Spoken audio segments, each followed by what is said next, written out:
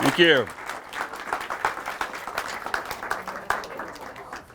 Well, hello, ladies and gentlemen. Welcome to our lecture here. We want to thank Frisco for having us here at the museum, and we most appreciate coming out and talking about this great critter, the burro. This is my wife, Amber Juan, and this is Sheba. We call her Queen Sheba because she pretty much runs the show. So, Pack Burro Racing. It's been going on since 1949. I'm going to give you a little history about our sport. Burro Racing was invented by creating revenue for towns that were dying from mining. So the mines were closing, people were leaving these towns and these counties. They needed a way to perform or to generate revenue for these towns, and so they started Burro Racing. And that's how Burro Racing started. There's also a rumor that there were two miners drunk in a bar. They drew a line on the street and said, "My ass is faster than your ass," and they took off. And so we like a little of that history. We definitely appreciate it. And as a competitive runner, we definitely understand the need to prove that this burro can navigate faster than someone else's burro. And so Burro Racing, as I said, has been around since 1949. We run in mountain towns mostly, but we do find ourselves, mining is a little bit everywhere. We're even in little towns like Frederick, which if you look at Frederick, it's a flat town. It's not full of hills or anything like that, but it has a significant mining history that's pretty cool. Burro Racing has produced a majority of people that have come out and just really enjoyed the sport. So in 1951, this young lady by the name of Edna Miller, she came out and she's like, "I want to run this race." So the rule was you had to have facial hair to be a burro racer. So Edna, being the inventive school teacher she was, she cut off some golden locks off her granddaughter's hair and she glued them on her face. And she showed up to the starting line. In 1951, we had our first female with her donkey Pill, and they ran to 13,185 feet from Leadville to Fairplay. She did this for 14 consecutive years. After year one, the men just said, "It's Edna, she's welcome." But the Boston wants to claim they had the first female. Well, now we got to talk about what is a marathon, So back then, it was 23 miles from Leadville to Fairplay. Well, the Boston's not always been 26. It's been a little different. They moved the roads and stuff like that. So as the history and as you look at distances, what is a marathon? So we're actually in the middle of clarifying the terminology of what a marathon is. So we know what a half marathon is, but then you have this gap between 13 to 26 as to what it is. But we know anything over 26 is a full marathon. And so we're still trying to draw that line in the sand, so to speak, as to what an actual marathon is. And we think the definition will probably fall anything over a half is considered a marathon. Anything that's exactly 26.1 will be a full marathon, and it'll get its own label. So we're hoping that the history will prevail, and it'll show that some of these races, including the Boston, didn't always have exact marathon distances. And so what's really unique about Burro Racing is that during COVID, we were able to have our races. So we looked at each county that our races were in, and we were able to talk to those county commissioners, talk to the health departments, talk to the CDPHE. We worked with every single entity within the town, the sheriff's departments. We followed every rule. Burro Racing happened. Now, what's significant about that, think about all the races that did not happen. 152-year-old rodeo in Deer Trail did not happen for 2 straight years. That makes their next one an inaugural. Whenever you skip a year, no matter what, even through the 1918 pandemic, the Boston ran their races. But we skipped it. So that makes Burro Racing one of the oldest, if not the oldest marathon, even older than our Pikes Peak Marathon. So we are making history because we showed up. And we were able to navigate through the process and so make it happen. But so Burro Racing is basically, it has a few set of rules. You got to run, number one, with a burro, no mules allowed, nothing half-assed. It has to be a full-fledged donkey. All right, so we have a saddle. We have a pick, a pan, and a shovel that's in here, and Amber's going to dig into that a little more with her display, and we have a 15-foot lead rope. So the rules are basically there's no riding and there's no guns. Now, the reason there's no guns because the miners would carry it, shoot it into the ground, and the other burros would scurry home, and then the top runners would take off. So bad actors created new rules. But burro racing has been a huge part of Colorado. We're the only sport that's indigenous to the state of Colorado. That means we started here and we stayed here in the great state of Colorado. And can everybody hear me in the back? Everybody? Okay, very good. So burro racing is very unique in its own because we're not just a trail race. We're not just a road race. We're not just a foot race. We incorporate this creature into our race, so we kind of stand alone in all aspects of records and what we do. In 2012, we were able to get a bunch of people just like me, pretty gung-ho about the sport. We got together with the governors and 100 legislators, and we passed pack burro racing as the Colorado Summer Heritage Sport. So we were able to take it to the Capitol, get the politicians to agree on something, and voila, we became a state sport. So we are called the Summer Heritage Sport. Snowboarding and skiing is the winter sport, and we are the summer sport. So we're very honored to hold that title. It means a lot to us because we have been so nonstop about what we do in pack burro racing. So burro racing is run in many towns, Leadville, Fairplay, Buena Vista. Well, those are our Triple Crown races. It's 66 miles in 3 weekends. So if you can hold on, same runner, same donkey, 66 miles, 3 weekends, and you win the Triple Crown of Colorado at burro racing. It's a very, very hard thing to do. But currently we have a team that's been doing really well. We have a couple of teams, and it's really close, folks. These finishes are by seconds. I mean, they're coming in, they're sprinting in. It's a 6-minute mile or faster pace, and they are just jetting into that finish line. It's amazing to watch these finishes happen. And these burros they want to run. Donkeys naturally want to run. They're born runners. In the wild, they could travel up to 60 miles a day in the wild. A burro can dig 6 to 12 feet in the ground and find water. So they're second to camels in needing water. They also don't eat like a horse. Burros need desert-like food. That means grasses with low proteins in them. So sometimes as burro owners, we're not looking for this year's cut. We're looking for last year's hay to buy because we need the hay to be dumbed down a little bit. Otherwise, we get a very, very obese donkey very quickly. Now, our donkeys exercise a lot. We put on an average between 60 to 100 miles a month on each one of our animals. Amber and I, we own 15 donkeys. We've had the honor of owning, what have we had, 4 world champions? Yeah, so we've had 4 world champion burros, and Amber is actually a world champion. So Amber in 2020, during the pandemic, ran the longest race in our history. It was 31.7 miles.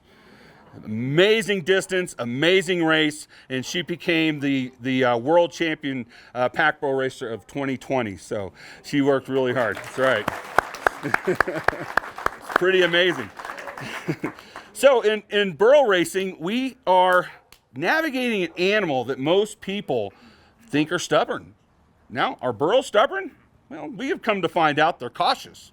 So let's look at the transition at my feet from this concrete to this wood floor. Now, you and I just walk on it. We know it's safe, but a burro that's never been on it, they're going to pause. They're going to investigate because they can only see black and white and shades of gray. So when a burro looks at something, they look at it totally different. So add shine to it. So like this floor has pieces of shine on it. It's not fully shine, but partial shiny. They can't always see through shine, especially water. They can't see through it at all. So it's very hesitant to cross things that they are not comfortable. Their self-preservation is massive.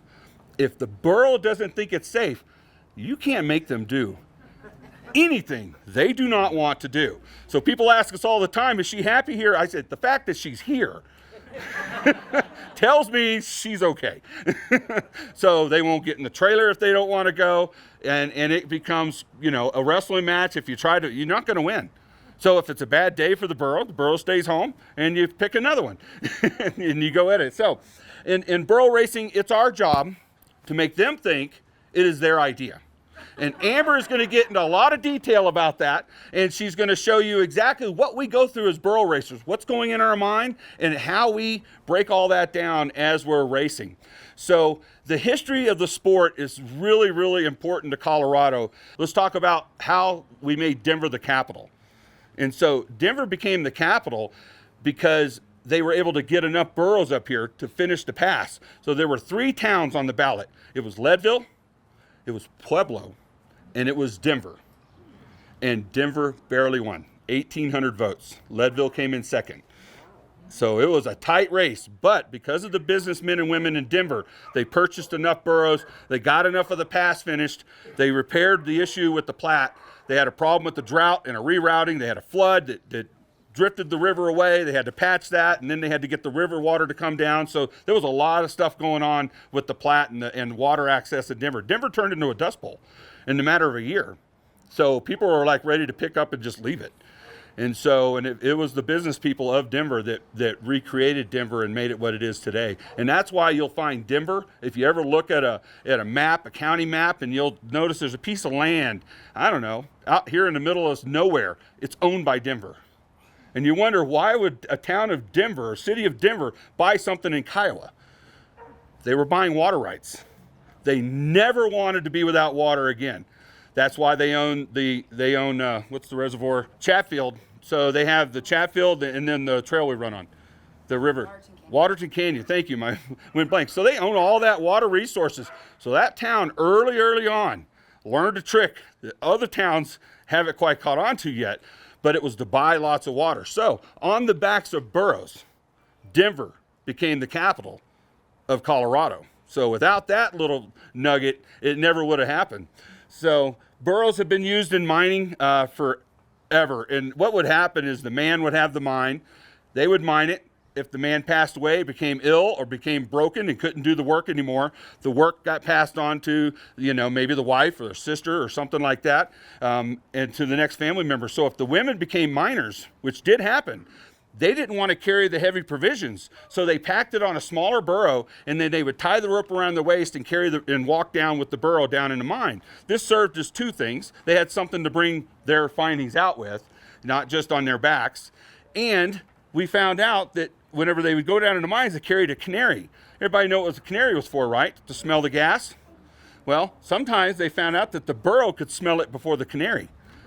Or if the gas was bad enough, the burro, and if the human passes out from the gas, because if they hit a mine, if they hit a vein of gas, it could be pretty massive.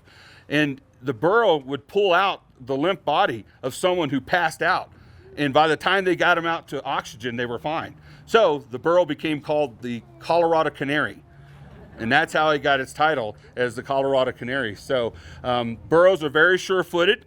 They don't like dark as much. Like when it gets darker, they're not quite confident. They don't do a lot of movement. They'll just kind of eat around their place where they're at, and they won't do a lot of migrating during the dark. But and there's also, if anyone has any questions at any point, feel free to raise your hand. So I've gone through a lot of the basic history, and if there's any questions that I can answer, I'm happy to do so. Yes, ma'am. This weekend, is that from Leadville to Fairplay? Nope. Where do they start? So that'll be in Fairplay, Colorado, and they'll run from Fairplay up to Mosquito Pass to 13,185 feet and come back. That is a 29-mile race, and that's what will be happening this weekend. And so we did bring back during COVID. So I had the luxury of being the race director for the Triple Crown. So for the first time in history, one person controlled all 3 races. So I had the luxury of going in and being on all the documents, and it was quite an honor. But what I wanted to do in Leadville was bring back the original 1949 race that pretty much stopped in 1975. So it ran from 49 to 75, but what it was is we ran from one town to the other, from Leadville to Fairplay. So what I did is I put that in play, got it approved, got National Forestry, BLM, USDA all on board, as well as all the other agencies I spoke of before. And me and a bunch of gung-ho people, we were able to pull it off, but we ran what we call the Hall of Fame race. And we did knock that out in 2020. So it had been quite a while since that race had been run. So it's pretty interesting. So, yes, ma'am. So burro is just Spanish for donkey. Mule is half horse, half ass. So that's how it works. You know, you have jacks, which are intact males, jennies, which is what Sheba is here. And so burros they come in all different shapes and sizes as well. So we have, she's what we call a standard burro. Then you have mini donkeys that are about this tall. And then you have mammoths.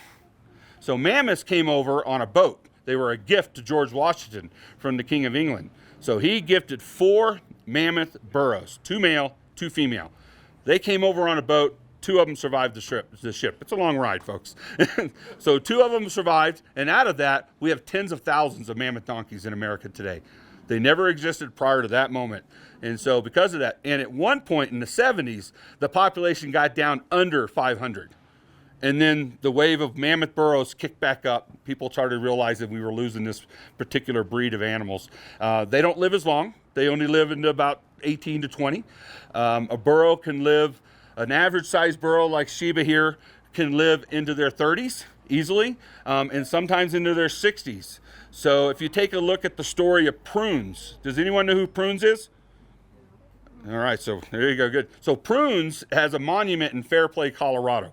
This little donkey worked every single mine in the county, okay? Or they call it the mining district. And so Prunes lived to be 63 years old, got retired in his 40s. And then they just let him out, free in the town, and it became the town pet. Well, he had a huge snowstorm and he died in an avalanche at 63 years old. So Prunes lived a hardy life, loved by the town, and lived to be a great age. But burros have been documented to live even up into their 70s.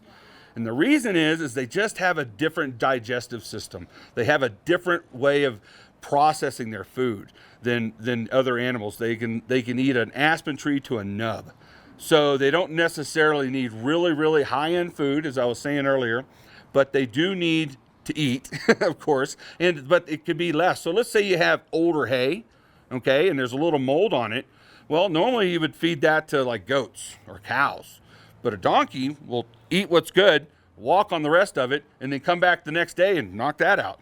They'll knock the mold off of it because they're that intelligent, you know. Now, we're not looking for molded hay, but if they had it, they knew not to eat it right away. They knew to give it some time. So they have that self-preservation to know that that mold could be bad for them, you know, but a donkey can handle all that stuff. If they can eat tree bark, they can eat tree, they can handle all that good stuff. So, yes, at Camp Hale. So you're talking about the military camp? So we have a mountain warfare division in our military, and we still use over 5,000 donkeys and mules today to help our soldiers take the weight off their backs and put it on the burro. And then they are able to cover more ground. Who here has seen a movie called Charlie Wilson's War? Charlie Wilson's War, okay. That was a war between Afghans and the Russians. The way that war turned out is that there was this guy by the name of Charlie Wilson. He was a senator out of Texas. This is how we got $500 toilet seats, ladies and gentlemen. He was able to fund a war by remodeling buildings, and he was able to take that additional money, send it over to Afghans, and then help them purchase ground-air missiles to get on the backs of burros, climb up higher than a helicopter can fly on the mountainside, and shoot them out. They never knew they existed. They wiped out so many helicopters in a 3-week period, the Russians just left. So on the backs of burros, they were able to save their country that they were in, and the discussion they were having with the Russians at the time. So great question. So Camp Hale has been instrumental in training people how to use these burros. There's some really great videos out there on how the military uses donkeys. You'll see old World War I and World War II where they're carrying donkeys like little minis, babies, because they don't know how long they're going to fight. So if they had a mom out there that gave birth, this donkey could save their life in a matter of 6 months. So these burros would be, cherished enough for them to carry them on their backs as if it was their own brother. Nope, we don't. This is a great question. So the question is, how many burros are actually in a race? When I started in 2009 Burro Racing, and one of my first races, there was only 13 teams in the race. One of our most popular racers, he's our new godfather of Burro Racing, Hal Walter, wrote in an article that Burro Racing might be dying because it's just so tough to have a burro, to train a burro. It's everything's changing. We're just changing eras. And so I came in, I ran for media relations officer for the sport at the time, and we were able to pick it up. But we got our races built up. We recently just broke a world record of 97 entries in a little town called Idaho Springs. And so right down the road, and that just happened. And so we're very excited. The sport is extremely healthy, and we're out there making history every day. So we could have teams, an average race, if you have 60 to 70 burros show up at a race, that's a solid number. You know, these other races, so Fair Play could break a world record. Their highest is 88. We slammed it with 95 in Clear Creek County, so that was pretty impressive. So you could train a donkey like you could train a horse is the question. You could train a donkey faster. This is why the miners loved them. The miners can use them through their season. When the winter hit, they just let the burro go. Then they'd come back in season. They can capture that donkey, and it remembered absolutely everything it had taught it. I could take a wild BLM donkey and in a week have that burro doing everything she's doing. So, and sometimes faster. So I'm a big guy, I'll admit it. I'm more of an anchor than I am a sprinter. So I do a lot of training.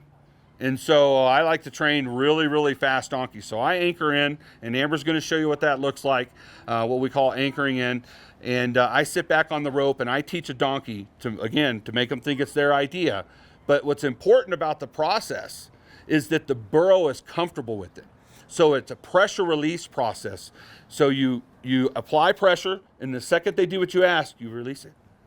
And then eventually they stop doing what it is they were doing, whether going off course or just stopping altogether. So once you get them doing what you want, you just get silent. And in that silence, they go, well, this is where I want to be with him quiet. You know, and the burros pick it up very, very quickly. They train, and their ability to interact with humans is very impressive. Sheba's not our fastest burro. We own donkeys that are 4-minute milers, if you can hang on. So, you know, we call them redonkulous ranch donkeys. Some of them are all in the top 3, almost all the time. Recently, we owned Yukon. Yukon just won last year's Fair Play race, the 29-mile race. Amber, it's the only burro I've ever bought. All burros that we have at Redonkulous Ranch were given to us as gifts. So, and Amber's going to get more into that as you guys talk more about running with Sherman and different things that we've done in our lives. But the importance of it is that we were able to work with this runner. He was so welcoming to have this burro in his life that he bought land, he fenced it, he bought a truck, a trailer, and he just flipped his whole life into being what it needed to do to be a world champion. I mean, he just took it over. It's very impressive. So when he won his race, a month or so later, a couple months later, we just gave him Yukon, just flat out. It's all yours. And so it was a pretty epic portion of our history and our sport. You don't normally give away, you know, donkeys that could be worth a lot of money. But when you find someone that loves something as much as you do, there's nothing wrong with sharing it, right? So that's what we were able to do, and we were blessed to do it. Yes. So if it doesn't have, so a mule will have long ears, okay? And that's why you'll be confused. Is it a mule or a donkey? Look at its tail. If it has a horse tail, which is hair from the very top of its back all the way down, it's a mule. It's part horse, and that's the only part of a horse the mule's carrying, okay? If it's a donkey, it'll have just the end of the tail will have hair on it. The rest of it will be just regular fur, like back fur and neck fur and leg fur. So if you're wondering if it is a mule, it has everything to do with the tail. And that's how you can decide. All right, anybody else? Yes, ma'am. Of a really good donkey, we'll start at the bottom and work our way up. Let's say you guys wanted a burro, and you gave me a call. We have none. I'd send you to BLM, Bureau of Land Management. You can go down to Canyon City for $80, pick out the wildest ass you can get your hands on, and throw that out in your pasture and have a lot of fun. It'll be an unruly creature for a bit. Hopefully you can pick one up from a tips trainer. That might cost you about $400 after it gets into the hands of a tips trainer. And that burro will be manageable. It'll load in a trailer You can walk it from pin to pin, and you'll have more success. Not necessarily racing ready, not necessarily other things ready, like events like this, things like that we do with these burros. And Amber's going to get into details of all the different kind of things you can do with a donkey. High end, $5-8 grand for a high end burro that does really well. We do stock show. Everybody see my belt buckle? In 2011, I took a burro named Big Chief to the stock show, National Western Stock Show, and we won Jack class. And so it's a pretty prestigious award to win this class. Burros from all over America came down to try to whip us, and we did it. So me and this big, tall, long-legged baby boy donkey named Big Chief. So it was awesome. The people who start the race, what percentage will finish the race? A large percentage. Really? Yeah. So in Idaho Springs, we had 97 start and we had 97 finish. The record prior to us, as I was saying, is Fair Play. They had 92 enter and 88 finish. So we're big on finishing. We're also big on waiting for the last person to show up. And so we will hang out all night long. We'll go out in cars. We'll give them water, make sure they have everything they need. Are you okay? We're like, yeah, we're fine. And, you know, and we cheer them in because we think it takes just as much grit and soul to be the last ass as it is to be the first one. So, all right. Yes, sir. Sure. It's a great question. So in burro racing, you can't ride the burro. You have to run alongside it. You can't change burros. So it's you and that critter convincing both the human and the burro to do those distances and climb elevations of 3,000 to 4,000 feet, you know, in a race. So that is your partner. So it's who you brought to prom. That's who you're going to dance with. And that's what's going to happen. So that's a great question. Shiva, I guarantee you she can run a 4-minute mile. You've got a person doing 4-minute miles. Right, but it's different. It's what we call the Burro Escalator. Okay, so as Amber's going to show you in a bit, you tie the rope behind your rear end and you lock in. She's going to show you what that looks like in a second. And when the burro runs, every step I normally would have taken, I'm actually taking about 3. My stride just got really big. So you take a big guy like me, I'm running against 160-pound, you know, marathon winners in Europe and all over the globe. How does Brad Juan win a burro race? Well, number 1, I showed up. Number 2, I trained a burro that won't go off course, that stays consistent, and then all I had to do was hang on and let that burro. So if I trained my heart, my lungs, in order to absorb the high altitude and to absorb the pounding, because we're climbing straight up. And what happens when you go up and you got to come home? It means you got to go where? Back down. That's right. So it's 6.5 miles, 7 miles downhill. And if your knees aren't ready, if you're not conditioned, you know, you're running on rocks. They call them baby heads. They're about this big, and they will take you out in a second if you don't know how to step, where to step, and how to place your body weight. What's cool about burro racing is on an uphill, you can do the lock-in, and you let them tow you up the mountain. On the downhill, I actually get out in front. And what I do is I throw the rope over my shoulder. So when we normally run downhill, we kind of lean back when we're running. But in burro racing, I put the rope over my shoulder and I try to put my nose on the ground. And I lean into the rope and I just fly down the mountain. And the burro holds me up. So even if I stepped on one of those crazy rocks that's trying to take me out the whole race, I will still stand on my feet because I was holding onto the burro. It is the great equalizer. Whether man, woman, child, the youngest racer is 9 years old to ever start and finish a race on their own. We have racers in their 80s running this sport.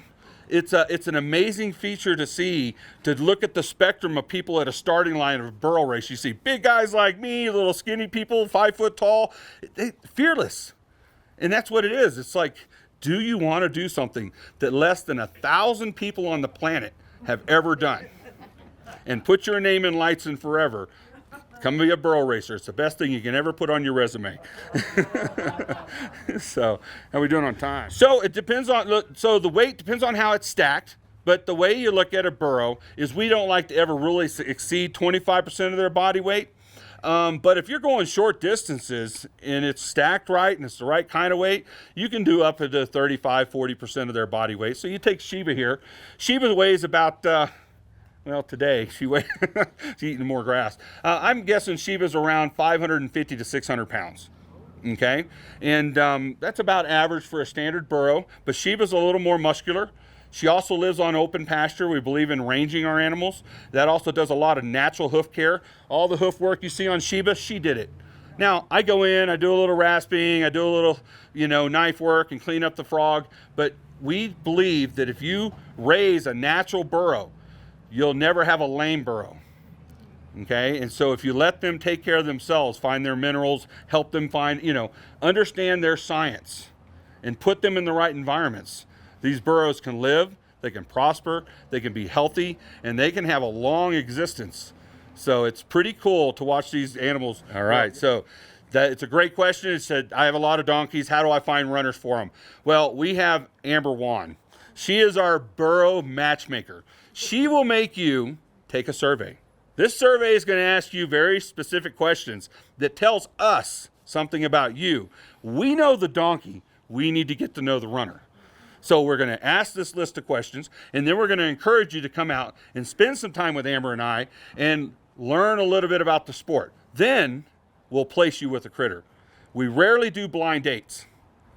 Where you're in, Oregon.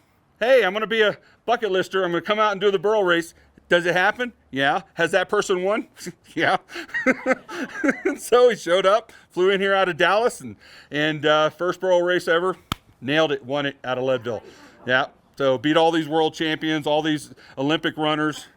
Hi, Sheba. Bye, Sheba. And it's amazing how the connection, when you watch people actually start working with these critters, you learn something about life. It teaches you a lot about life, that we're not always in control.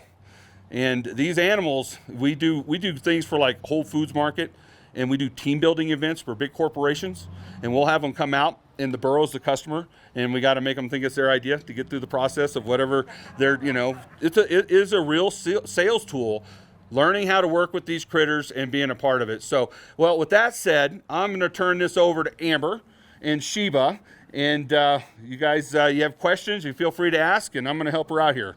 So thank you. To see us. I know we met some folks that have come year after year prior to the pandemic and everything to see Brad speak and everything. And since then, we've been doing a lot with our family. We were featured in a book called Running with Sherman, and that actually came out right before the pandemic hit. And Christopher McDougall, who writes the New York Times best-selling book Born to Run, wrote the kind of a sequel to that, which was about a rescue donkey with a heart of a hero. And so he had taken a little rescue donkey out in Pennsylvania, taught it to pack Burro Race, and came here to Colorado. He had packed Burro Race before, borrowed a burro from somebody, and so he wrote this book about the journey to pretty much saving Sherman, is that little donkey's name. And so in that book, our son was featured as well. A few little mentions about Brad and I, and then my dad as well, and my dad's here today. So our family had started racing back in 2008, so it's been 14 years that we started. It was originally a little bucket list thing for us, and I grew up with donkeys, and my dad said, hey, do you want to do that burro race in Idaho Springs? It was like 5 miles. We thought that was attainable. We'll train the little mini donkeys that they had. And so when we first got into the sport, there really wasn't a lot of information. There wasn't it was very competitive. So even just the 24 people that were doing the sport, they were either in the mountains or, they weren't really on the front range where we were at. And so we kind of just took out a couple little minis of our own and we'd end up in the ditch when cars drove by, and we were like, gosh, those guys make it look so easy, but it really is not easy. It is hard, and sometimes we make it look easy because we've got a great herd right now that makes it look easy. But the second year, I think we were running. Of course, my dad and I ran one race, and then we were like, wait, we trained all this whole year, like let's keep running, And so here we are 14 years later. So Brad and our children have all run with us. We've got 4 children, 3 daughters and a son. And so our younger 2 are twins, boy-girl twins. And so our son has epilepsy. He started having seizures at 3 years old. And so for me as a mom and getting, having the opportunity going through that process with him being sick and in the hospital a lot, I found that my, like kind of my outlet was getting out in nature, and the donkeys got me out there. I was not a runner prior to grabbing a lead rope of a burro. I just was not. I used to be an Irish step dancer a long time ago when I was younger, but it allowed me to be a healthier mom, be a healthier person, be better for myself, my son, and then eventually our kids got to do this. And yeah, there were times when they were dragging their donkey through a race and calling us and saying, bring the trailer, come and get us. And then we'd say, nope, you got to finish your race. And they've learned to finish their race, and they've learned that, like burro racing, I say often, burro racing is like life. And we do climb mountains, and we do struggle through obstacles, right, in life, but we want to make it to the finish line, and we can make it to the finish line, and sometimes we need help and we need support. And I just really have appreciated the burro being there for that kind of support, for us, for our family. So our son is in that book, Running with Sherman, and him with a burro named Burrito. And Burrito came to us from a family who lost their horse, and Burrito was a companion for that horse. And they were older and decided they were moving out of state. So through a friend of a friend, they said, hey, Benjamin would be great for Burrito, or Burrito would be great for Ben. And it ended up that Benjamin was great for Burrito. So Burrito ended up losing a lot of weight, and he got really depressed. You put him in with a herd of burros, and you'd think that he'd be like, oh, this is where I'm supposed to be. These are my buddies, right? His horse was his buddy. And so he didn't know how to fight for his food.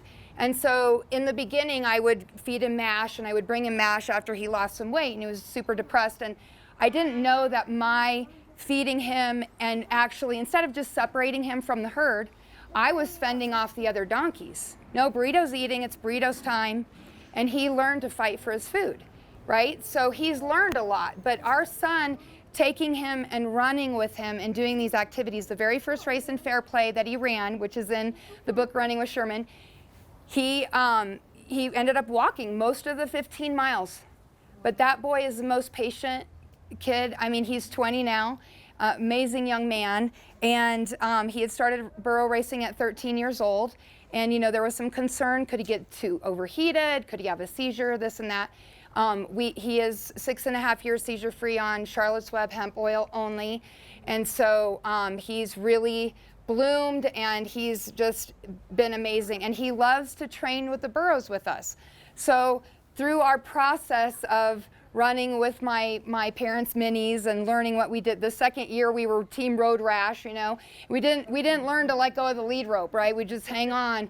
And I teach people now, it's not worth your flesh on the trail. Just let the donkey go, because the rule isn't a race. If you lose your donkey, you have to go. If they proceed in the race, you have to go get them. Sometimes I've lost my donkey for like a half a mile, and I found it tied to a tree because somebody tied it to a tree. And so, you have to go back. You have to go back. It is hard to drag a donkey back when they want to proceed in the race. And so sometimes I'll be like, is anybody looking? Nobody, no, okay. Oh, I like half my distance might proceed, Don't tell anybody. Don't tell anybody. If they didn't see it, they don't know what happened. But anyway, but for the most part. Sorry, I'm a race director. I didn't hear that. So, we want everybody to be safe. We want the donkeys to be safe too. And I'll kind of explain a little bit of kind of what I teach people. So I do have a questionnaire that I do every year. And so we want to make sure that people and the donkeys are safe together. For those that are familiar with equine, they are right brain thinkers, and just like horses and everything. So we do a lot of our activities just kind of stay on this right hand side. And I tell people, just move like a little gangplank on the side of your burro, right? You might see pictures of people doing a tug of war with their donkey, right? So now Sheba's gonna come with me because she knows me. It's okay, Sheba. I know, I'm doing a demo. But for the most part, if they don't know their runner, they're not gonna necessarily come with them. So I try to tell people, you can look back, but keep your body forward. You're telling that donkey this is where you want them to go. And so you're kind of moving this rope. The rope says a lot, right? Like even if you're in saddle, I did some training once. I trained a 17 hands high donkey, a jack, at the stock show, and we did the barrels, and it was very slow. But he was very proud of himself, and we had a Really nice great video. We have a folks. nice hee-haw at the end, and I was hee-haw. Okay, so, but It's like 3 minutes. but you know, the thing that they teach us is that when we're on this animal and you're coming out of a barrel, you're actually looking at the next barrel. You're looking. The animal can sense your body, and I do feel that they sense your body here. Donkeys' eyes are wider on their head than horses or mules, so they can see all 4 hooves. Okay, so they can see a lot over here. So sometimes we'll be running with people and they're running right here and they're like, why isn't this donkey going faster? And then they kind of give up and then they start running up here and then they're pulling and pulling, you know. And I'd say, so try this. Line up right here, right? Where people don't want to be. They don't want to line. I said, and most donkeys have a line. She has a very faint line on her butt, and you can kind of see it through her tail if you guys see. But I tell people, I said, get right behind her. Line yourself up with that line. That's the gas pedal, okay? That's going to get you going really fast. And so typically what we do on like a straightaway or an uphill, like Brad's called it the escalator, is that we'll get way far back here on the rope. We never tie in because we don't want to get drug, right? So we'll kind of hold this right here, and we just smack the side of our leg, you know, kind of get that going. There's really no need to really smack them, and honestly, most of the time they don't even respond to it. I'll even kind of push my donkey a little bit, get them a little run and start, and they go, okay, we know what we're doing. But, you know, for the most part, being right here, I think they can't really necessarily see us as much, and so it makes them feel a little freer.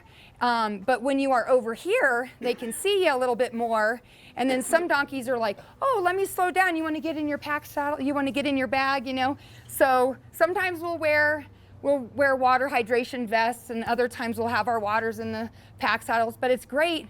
They're great for running because they can carry all of our snacks and food, first aid, in case we do, in case we are going to have a road rash incident. So, but yeah, it's just, you know, it's great to have it on. And the donkeys don't mind it at all. Like Brad said, we make sure that their saddles fit. We make sure that their saddle's not over their shoulder blades when they run. We prefer, there are a few people that use rope halters. We don't prefer that, but there have been some studies that these do not damage the donkey's noses. We do allow them to pull with their noses, and that's how we can go faster.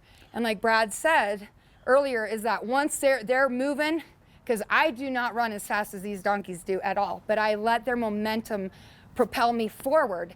And I dub this phrase called "Be Burro Brave," because we have a lot of people that will come out and they'll get really nervous and they're like, they want to do this and they want to connect with the donkey, but they're nervous at that start because we have a starting gun go off, bam. So we teach people to hang on here. So when you are starting out, you are kind of controlling a little bit of that 5-minute mile at the start, okay? But you're also trying to keep yourself contained. If everyone was way out, you know, lead ropes everywhere for 90-some runners, you know, people are going to get kicked and stuff, and donkeys can get frisky. And so if you kind of keep them contained, it's less likely that they'll also kick anybody else or you. So we kind of let them level out a little bit. They don't always maintain, most of the donkeys, I would say, don't maintain that type of get up and go from the get-go. But I also teach people, it is a give and take with donkeys, because if you hold them back too much, right? If you hold them back in your fear, then they are just going to slow down. So then what they've done before, I've noticed in the past, is that I had a little come into, you know, the world with the donkey that was trying to really rush down a sliver of a mountain in Georgetown, and I thought he was going to push me off the edge, and I was like, hey, I was like trying to hang on. I was like, I don't want to lose you. So I finally just kind of got him over to the side with a tree. And I just had a moment there, and I said, Mr. Ziffel, it was Bill Lee's donkey, and I said, Mr. Ziffel, I said, we're not following Bill Lee today. We're just going to go easy down this mountain, and then we're going to run back to the finish line. And so he was like, okay, so we had this discussion, and he followed me all the way down the hill, which was great, and then so it was fine. And then when I got behind him and we were on a straightaway, and it was time to go back, and we still had a few miles left to go, he said, nah, you told me back there we're walking the rest of the way, so we're just gonna walk, you know? So I let people know that. It is a burro race, you know? And like Brad said, you know, that the donkey is the great equalizer. And there are some women that have outright won this sport over the men. You know, it's very rare, you know, and men are typically faster by nature, but with the right burro on the right day, the women can win. And so, so they're amazing, but it's definitely been a great thing for us to have our burros available and connect with folks. Sheba has a boyfriend in our herd. He's a BLM named Banjo. So he has a little tattoo brand from the Bureau of Land Management where they put that freeze brand on him like they rescue the Mustangs off of open land. So he's in love with her, but he's our herd protector. And so I've watched him before. He'll circle around the herd, and then, but we were wondering why he used to stop in the middle of a race and just start braying. And I figured it out one day, and I said, you know what? He's the herd protector. So when half his herd is running faster and the other half is back here, he's going, I can't round you guys up. And so he can shut down. And again, like Brad said, we don't really call it stubborn. He's being cautious by nature, but in his nature, he says, I'm the leader. I'm waiting for everybody to come to me. I'm just going to stand here until they come. So. But right now we have a lady in our area, a really good friend of ours that's been running with us through the pandemic. And right before the pandemic, her son was diagnosed with autism. And so she's come out and she's run with Banjo and she's really connected with him. And so I would kind of pulled him from some of the races because I thought, you know, he frustrates anybody that they run with. And she asked me this year and she said, Amber, I want to run that donkey so bad. And I said, but he's going to shut down on you. And she goes, but it's fine. He's teaching me about how to handle my son, and we're working through it. And so I was kind of like, oh man, okay, like I don't not want you to have that opportunity. So, so I'm honored that people are willing to connect with these donkeys at this level, because for us it isn't just about renting an animal or making money or anything like that. And we have gone nonprofit since we were here last. So we have a sanctuary rescue, as they mentioned, Redonkulous Ranch. So everything we do is all about the donkey. And like Sheba, for example, came to us. Her owner had another white donkey as well. And so when they were 11 years old, he drove them up from South Texas, and he said, I'm in my 70s. And he said, I have no family to take these girls. If something happens to me, I don't want them to end up in an auction or a kill pen or something like that, or slaughtered. And so he brought them up and he said, I want you guys to make them racing donkeys. And he would follow us for years with Sheba and Piper, and he would follow us, and he had passed on of cancer. And so, you know, we were honored. He was able to message us before he passed and thanked us for taking his girls and giving them a productive life. And that means a lot to us. Banjo's family also came to us from a family that was affected by cancer. And so we don't breed. We don't really buy donkeys like Brad said. It's if they come to us and people have asked us, or maybe it's a friend that we know that could no longer care for their burro. Our latest one, our 15th one, just came in June. Her name's Primrose, and she just came up from Arizona, and she was heat foundered, so the heat was too much for her. She's a black donkey, absolutely beautiful. And so they didn't think she could run. They said, oh, she can't be a runner. You know, maybe she could do beverage burros, because we do that as well. I'll mention here in a sec. And Brad started kind of getting her out on the trail, and oh, she's ready to run. She's like...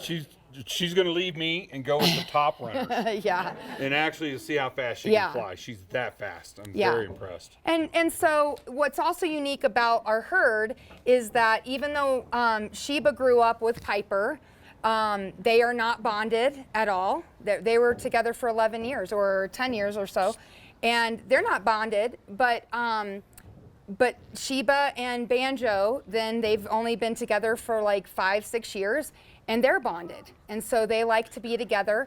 So there's certain donkeys in our herd that really kind of connect. And a lot of people's herds do that. And so what what I found is that if I do a questionnaire and I ask people their speeds, and maybe it's just a solo runner here or there, or maybe they're not bringing out a friend that runs their same pace, but I really like to kind of hone in on keeping the donkeys together. And so, because it's really not a solo sport to begin with, right? When we do think of running and people running solo, you know, you're not reliant upon anybody else unless you're running an ultra and you might have like a pacer. But I do let people know, I said, you're actually pacing the donkey in your race and you're encouraging them. You know, most of our verbal like positive is all here in the front, you know, come on Sheba, let's go, you know, whatever. And then, but back here, it's a ha, you know, just kind of more, you know, driving them forward. And so, but we teach people that, but we also, the donkeys really are connected and like to stay together. And so they have a better opportunity to kind of, and they're happier that way. We have seen donkeys, we've made mistakes in the past or didn't know one donkey was bonded to another and had a faster runner take off with one donkey and one donkey just shut down, you know, and they'll be like, oh, my buddy's gone, you know, and so they just have a slower race. And so it just depends, but it is an art for me to pair the burros, and I'm very passionate about it. Because I want the runners to have a great time, also be safe, right? I don't want to pair someone really slow with a really fast donkey and they can't hang on. And I don't want to frustrate anybody or the burros either. So for the most part, like Brad said, if they didn't want to do this, they won't do it, you know? And from person to person, they can kind of, you know, people have to learn how to make a donkey work. But we never try to stereotype anybody at all, because just because somebody's never done this before, or they're not an equine person, or, you know, it's their first time or whatever, we could give them a really great donkey based upon the speed that they told us, and they could just come on out and win, and you're like, wow, that's amazing, you know? And then there's other people where they've run a different donkey every year and they have the same outcome, and it's very hard, you know, for them, they just get a little frustrated, but the donkey's like, hey, well, till you figure it out, you know, this is what we're doing. So, you know, it always amazes me with people do keep coming back and they want to connect. And we had one guy that after like 3 years of different donkeys, he like maybe his fourth or fifth donkey that he connected with one day, and I was like, didn't even think about that donkey connecting with him. And they met up, we just kind of do different training runs, and people will kind of run different donkeys and kind of find that donkey that makes their match as well. So that's beneficial. So some people can accelerate more than others, but the donkeys have been amazing for so many people, and we've really appreciated the opportunity to share our herd with others, and also we've invited other burro owners to join us on the Front Range when we do a weekly training run, and they'll bring their new burros out, because if they're in a race to start with, their donkey might go bonkers, be like, you know, off in the crowd or something like that. So you got to be careful when you're a spectator on the sides, you know, you never know if somebody is just getting out there for the first time. But we opened up our running group page to folks that really can go out with us and kind of train with donkeys like Sheba that are just, they know when we hit the trail, they're like a machine. They just kind of do their thing and they get their miles in for the day with their runner. But them being so calm at a biker coming or a stroller or something coming at them, those new donkeys to racing can really kind of ease in, and because they are herd animals by nature, and they want to be like, oh, Sheba didn't react, I'm fine. So yeah, so we're just, you know, yeah, so we've got but our son's still working with us, and he's training. He had a burro this summer that a friend of ours in California has, California Breakfast Burritos, that's their group name, and so they've got several BLM burros, and so they sent Lucy for the summer for our son to just kind of train and work with, because her husband is coming and running Lucy for the Triple Crown races this year. And so Benjamin already got to run Lucy for Georgetown, Idaho Springs, and Crete. And so he's been running with her for many of the training runs and whatnot. And so when she came, and her name's Lucy, like Lucille Ball Lucy, because if Lucy was a donkey, it's in this donkey. So she's kind of quirky, and she like does some really funny, Always odd, like making you laugh. It's she hilarious. she is a character, and Yeah. so so our son really connected with her and everything like that. And so this past Sunday we were running, and I said, okay, it's your last training run with Lucy before we hand her back over to her owners. But it's very rewarding for us to foster donkeys too, and teach them to do these activities. And yeah. So any other questions? How much water does a donkey need when you do a 26-mile run? So we do have the streams that they can actually, you know, drink out of and stuff like that on the 29-miler. They will be going through stream crossings. So if they want it, they will drink. Most do not. They are second to camels for needing water. So, yeah. How many Yeah. hours does it take the average runner to do? Oh, So the fastest yeah. is 3 hours and 46 minutes. That's a heck of a race, folks. but in Tom average Sobel. years is 5. Yeah, average 5. years we're around at the low 5s right now. So slow runners could be out there for 11 hours. So I'm saying I have In the as dark. much I have as much respect for the last as I do the first. Yes, sir. Is the trail well marked? Like, is it a trail that's easy to follow? If or I is it easy to produce get the lost? race, it is.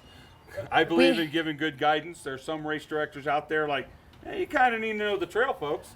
You know, and so there's that attitude out there. It just depends. There's a little flavor in every race, but as we get more into modern times, we got to have insurance. To have insurance, you got to have properly marked trails. You know, you got to follow laws and you got to follow regulations. And you know? sometimes there'll be flags, and Yep. we do have some top runners that are colorblind, and they can't see the flag. So they've gotten a lot. People Yep. can get lost on occasion. So yeah. So we got a couple minutes. Go ahead. So, 2 questions. One, do you wear shoes like that? Yes. when you're running? Yes. So we'll run regular running shoes, regular running clothes. Things have gotten really super technical as far as like, you know, wick away type. I'm actually type wearing gear. a running outfit. So I don't like the sun at all. It doesn't like me. I don't like it. And this is a tech shirt. So we used to call a fishing shirt. Well, now it's made its way into the running world, and it is cold. When it's 95 degrees outside and you're sweating, you are like, oh. And it's great because it totally changes your body. I am no longer hot running races, and the pants I'm wearing are the same thing. They're a stretchable fabric. They're made out of spandex type of material. There's another material in there, but it keeps you ultra cool. It's super comfortable, and I have less road rash if I'm wearing clothing, you know, from wrist to shoulder, right? Yeah, and you want a good shoe with a really good tread. And some of them, like the Hoka brand, they're really thick soled. And so, especially when the donkeys can really be towing you pretty fast and you're hitting some rocks, especially in Leadville. The rocks in Leadville are quite jagged and rough. And so if you're pounding on that, you know, you can just get some bruising on your own, you know, feet, much less the donkeys. In fact, for the Leadville course, for all of our smaller little mini donkeys, we almost always put they wear little easy boots as well on their front hooves, and so that instead of shoeing them, they really need it for that course. It's a little bit more rough. So we also do other things with our burros, not just burro racing, Yeah. as Amber was Oh, yeah. talking about, is we have a company called beverageburro.com. So you could hire us to come to your party, your wedding, your graduation, whatever. We've been to governor's conferences, Dave Matthews Band concerts, you name it. We've been invited. These critters have taken us places we never dreamed we would ever go. Sheba was recently at a Bronco player's wedding, so with banjo. So And, it's pretty neat. So yeah. beverageburro.com, if you ever want to kind of see, we put baskets on them and they get flowers, and she wears a little flower Crown. crown, Yeah. and Banjo wears a top hat with his ears sticking out of it like a cartoon. But we take it very seriously, Yeah. and it's a lot of fun, and we go to some really, really high-end weddings, and it's really neat to see. So, Yeah. It's not just about racing for us. It's our job to find them jobs. And we got to keep them busy, folks, because their time, and you know, it's almost over. You know, it's like, what do you do with a donkey other than a yard ornament? And, you know, and so you got to find things for them to do. And I like putting smiles on faces, so we're going to do this kind of stuff until we can't anymore. You know, and I mean, and Eeyore is a great example. Are there any other real quick questions? Yes, ma'am. You're exclusive to Colorado. No. You're right. We are for the Beverage thing, but our network is spreading out quite rapidly. Amber does a lot of, she just teaches, we want donkeys to have jobs. So for us, it's not really about us. It's about, can we find donkeys in Arizona to do this? Can we get them over in New York State to do this? And if the answer is yes, we'll find them saddles, we'll find them baskets, we'll line them up with the flowers, and we'll get them trained if we got to fly out there, drive out there, or whatever, to teach them how to behave. But we race in other states too. Yep. They do have races in Arizona and then also California as well. So New Mexico, I think, just started Yep. this year. But This year, yeah. Amber was the only female to finish the long course in well, I was California. the only one. The only one. I was the it was only so hot. person. I was getting to my story. it was so hot. People were like, "Yeah, I'm not running that." And Amber says, "I'm running it." Or they weren't trained up for through the winter, so I was. But I run a different donkey. Actually, it's a bigger donkey named Cheeto. Yep. So Sheba has a runner that runs her out. And so, but yeah, but if you guys see us in, yes. We will. Yes. Well, we're gonna walk her over here, and let's see if we can get some wheels. All right. There we go. Let me see if I can get her to run. Here.